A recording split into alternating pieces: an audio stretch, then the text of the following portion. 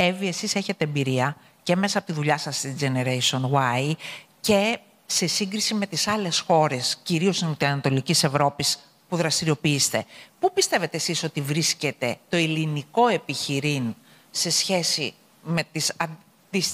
με τον ανταγωνισμό του? Χρειάζονται σίγουρα επενδύσεις στο κομμάτι της τεχνολογίας και της καινοτομίας. Υπάρχουν startup εταιρείες, όχι μεγάλος αριθμός όμως στην ελληνική αγορά, η οποία θα προσφέρει καινοτομία. Άρα ψάχνουμε τις λύσεις ουσιαστικά από το εξωτερικό και όχι εντός της χώρας μας. Απαιτούνται σίγουρα επενδύσεις στην ψηφιακή εκπαίδευση του ανθρώπινου δυναμικού, προκειμένου το δυναμικό και οι επιχειρήσεις αλλά και οι άνθρωποι να προετοιμαστούν για αυτές τις αλλαγές που έρχονται. Η ψηφιακή νοημοσύνη είναι εδώ, δεν είναι ένα trend που θα έρθει και απλά θα περάσει.